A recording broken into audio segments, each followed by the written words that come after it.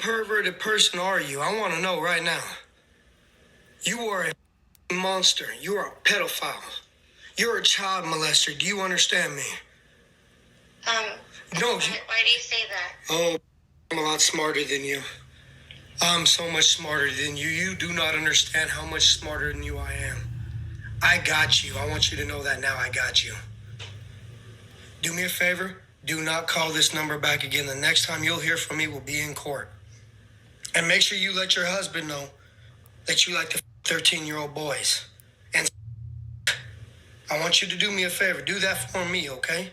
I am coming for you. That was the father of the 13-year-old child who was essayed by his 6th grade teacher, Brittany Zamora. Now, before I jump into the details of this case, I do want to say major trigger warning. How did we get here? Well, according to the parents that were interviewed by police, they had noticed that the boy was sort of changing. He wanted to now close the door to his bedroom. He was looking at girls more often, kind of in a different manner. So they sat down with him and, he said, oh, yes, I do talk to girls, but they're just my friends. Okay, so he ended up getting a new cell phone, and before the mother gave him the cell phone, she added an app called Century. And that app actually started alerting her to messages that use the word baby a lot. And she started getting back-to-back messages while he's in school. As you can see here, this is one of the messages that was received. And I believe this was via Instagram. So she starts reading through the text messages on her phone and notices the name. In fact, she recognizes the profile on Instagram because Miss Zamora here had actually messaged her previously stating to let her know if her child needed any type of tutoring, that she'd be more than happy to assist.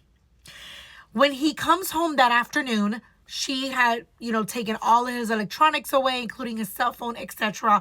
When the dad arrives, she says, we're going to ask you questions. However, we want to make clear that even though we're asking you these questions, we already know the answers, so I need you to be 100% honest with me. He said, okay.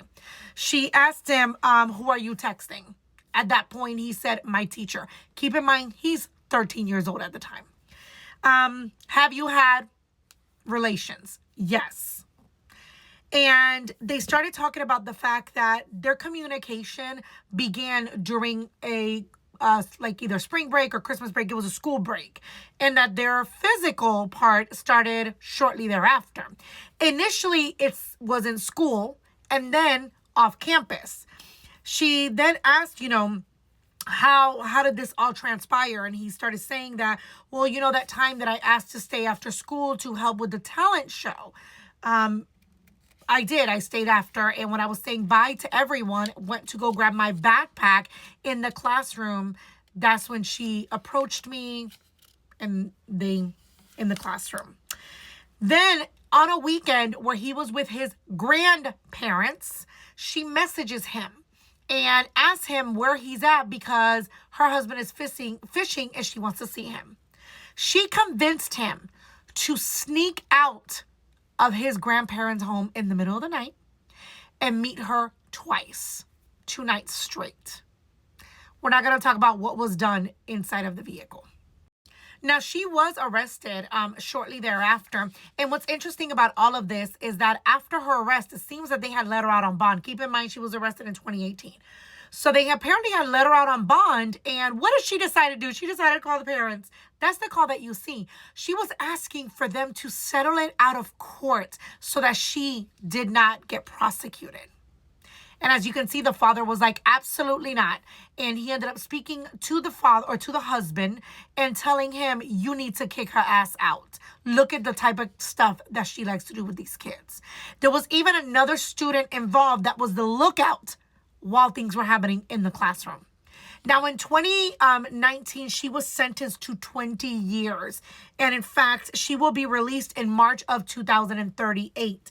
Now, she pleaded guilty to contact with a minor, attempted murder of a child, and public decency. Now, again, Thankfully, this all came about because the parents had monitored the cell phone. God knows how long it would have continued. They actually ended up grabbing her cell phone, and there was so many videos of her with other kids, not anything essaying, but inappropriate relationships, as in they're doing TikToks together. She's pushing them on ground. Stuff as if physical, where maybe could have turned into something else in the future. As I mentioned, she'll be released in 2038. Talk to you soon.